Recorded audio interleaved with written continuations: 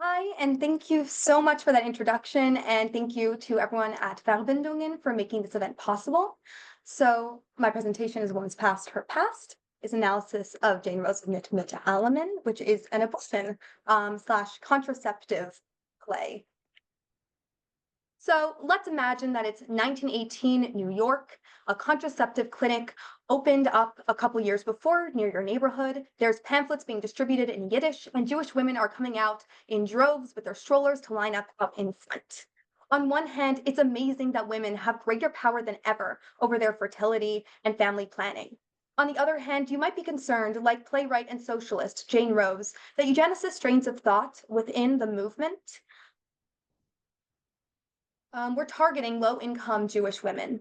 You might also be concerned that the movement was unintentionally upholding the existing hierarchies of women's sexual purity by sweeping the shame of children born out of wedlock under the rug instead of confronting those moral frameworks head on.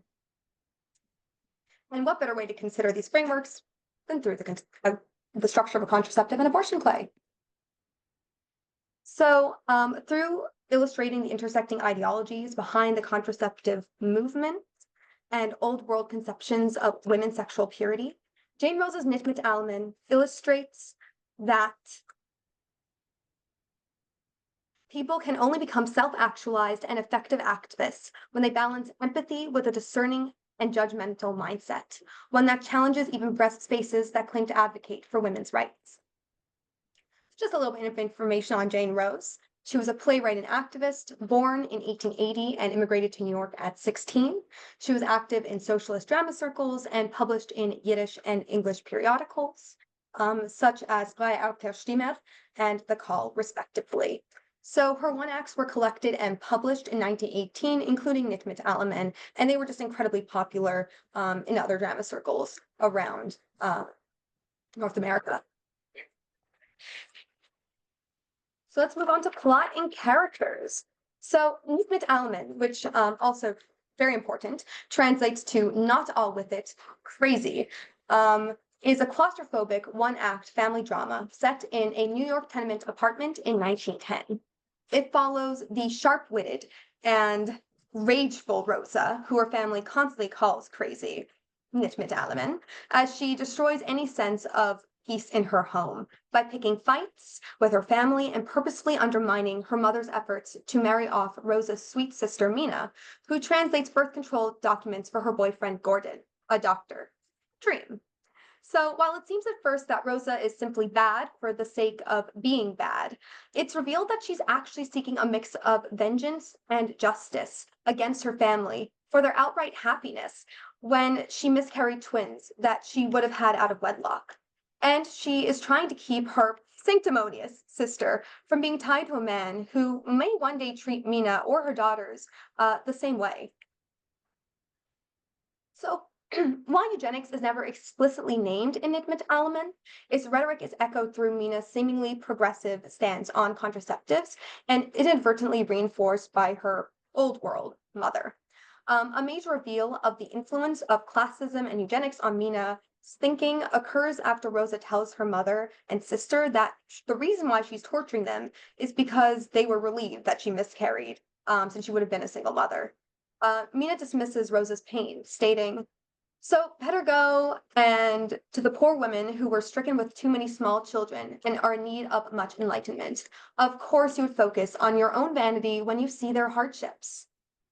Her use of the words stricken and enlightenment evoke eugenicist and classist ideologies that frame children of impoverished women, especially single mothers, like Rosa would have been, as a societal burden or a disease to be eradicated. In this way, birth control is not presented as a tool for women's autonomy, but as a method for population control and reinforcing economic and social hierarchies. Wealthier women deserve to have children, to have more children. Poor women should not. Mina's accusation that Rosa is acting out of vanity for identifying with these women further exposes her underlying belief that Rosa's miscarriage was a fortunate event that spared the family from hardship. The wishes of the mother, Rosa herself, or even the poor women who Mina claims to enlighten are irrelevant to her framework. So what matters is economic stability and the avoidance of being stricken with children, especially twins, which would have been an even greater financial strain.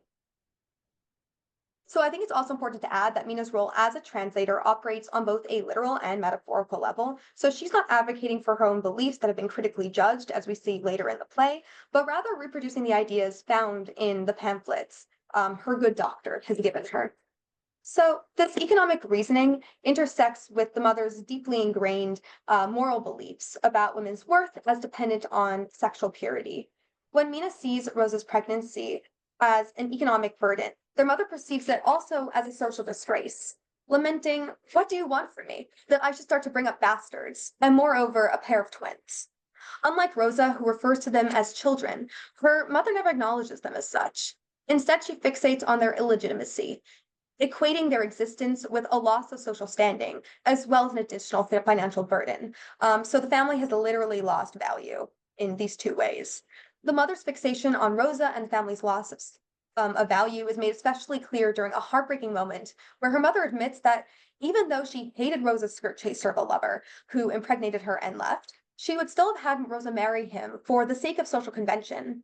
And so Rosa says, and with his whole doggish deed, would you want, after all, that I should follow after him blindly in marriage? And her mother replies, in such misfortune, what should one do? So, like birth control, marriage in this context is not about agency, but about concealing shameful transgressions. Contraception serves a dual function here. It provides financial gain through Mina's work and social protection and gain value by preventing the birth of undesirable children and exposing family transgressions.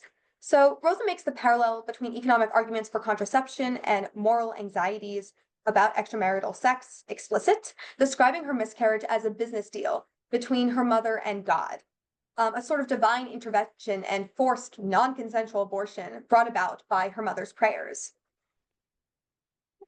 You, after all, told father, thank God, freed from the bastards. God, you understand me, hates participating in ugly business. Therefore, he suddenly accounts with you all through me. Wowee, watch out, murderer.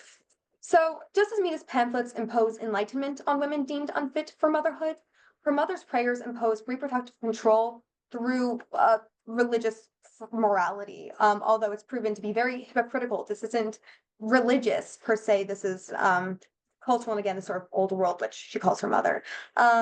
So this comparison of abortion and birth control and miscarriage, very common early 20th century associations, and is very prevalent in other birth control plays from the same period. And activists worked really hard to try and separate these things. So here Rosa makes a crucial shift. She exposes her mother and Mina, once positioned as moral figures, instead as enforcers of cruel and damaging ideologies. The good activist and the self-sacrificing mother are revealed to be agents of harm, in reinforcing the very structures that oppress bad, immoral women like her. Yet, Rosa herself is now acting on behalf of God.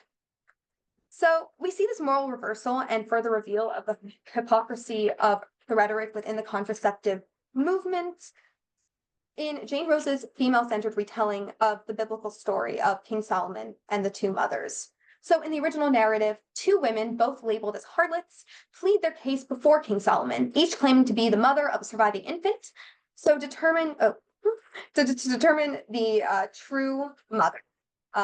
King Solomon says that he will cut one of them in half. One of the mothers runs over and cries, "No, I'm the mother, it's me." Sorry. No. One of the mothers says that it's okay, do it, and the other one says, no, just give it to the other mother. And it's a true test of King Solomon's wisdom. So, Jane Rose does a sort of retelling of this. So the reimagining of this judgment scene within this framework of the contraceptive movement and policing of women's sexual pasts.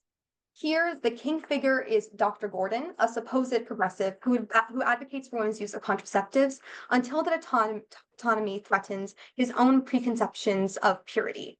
So Mina and Rosa take on the roles of the two mothers, engaging in a dramatic test of Gordon's principles. Rosa convinces Mina to tell Gordon that it was she and not Rosa who miscarried twins out of wedlock. If he truly believes that a woman's past is her past, like Mina keeps repeating throughout the play, then Mina's confession should not alter his feelings. However, Gordon's reaction exposes his hypocrisy. He becomes frantic, physically shaking Mina as he yells, "A woman's past, but my woman, mine?" Gordon is tolerant of a woman's past so long as it is not his woman.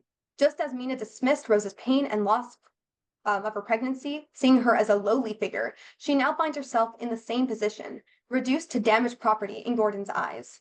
The moment forces Mina to confront the very logic she upheld, that as long as a woman is careful and keeps her indiscretions private, she will still be considered a good and respectable woman. In other words, she truly believed that a woman's past sexual history was irrelevant thanks to birth control, but it's shown to be a lie. Enraged, Mina loses sight of the deception and fully inhabits the role she was merely pretending to play, screaming at Gordon about her twins, that they're hers, they're mine, becoming another harlot like Rosa. Rosa, having listened in secret, enters and reveals the truth, that the twins were actually hers. However, instead of playing the role of Solomon and passing judgment, Gordon becomes overwhelmed, hysterically declaring that he will lose his mind. He is now Mitn alemen. Full reversal. So this moment shatters the illusion of Gordon as a wise and progressive figure, despite his education, his status as a doctor, and his supposed belief in gender equality. He ultimately upholds the same patriarchal and classist ideals that devalue women's autonomy. With Gordon gone, the authority of judgment unexpectedly shifts to the mother. Rosa sarcastically calls her a good angel, assigning her divine status as a moral figure. However, the mother, instead of delivering justice, dismisses the entire situation yet again, declaring, "Believe me, it's an imagined thing. Not her, not anyone gave birth to twins."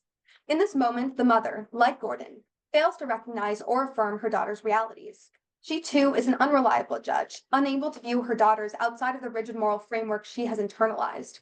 Her concern is not the truth, but the preservation of social and economic respectability and value. Thus, Rose subverts the biblical narrative. Rather than wisdom prevailing, all three supposed figures of authority, Gordon, the mother, and even Mina, collapse under the weight of their own contradictions. So, ultimately, Mitn alemen demonstrates that while these figures claim to help women, whether through medicine, moral guidance, or activism, when their rhetoric is pushed to their extremes, they all arrive at the same conclusion. A woman who becomes pregnant out of wedlock or in poverty is a stain on society and her family, and her children's are burdens, possibly even to be erased. The hypocrisy of the birth control movement at this time, as portrayed in the play, is not in its advocacy for contraception itself, but by an underlying ideologies and rhetoric, where reproductive control is wielded as a tool of social and economic policing. And rather than respect for women and children.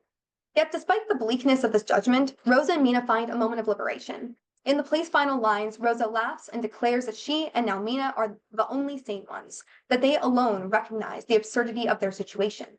The two sisters rewrite the King Solomon narrative to both be in mourning over the children, to finally be united as sisters in a familial and activist sense. Here, Rose offers a radical proposition. Real wisdom is found by critical judgment and empathy. While the play might be considered bad by some for its painful conflation of miscarriage, abortion, and birth control, its underlying critique remains deeply relevant.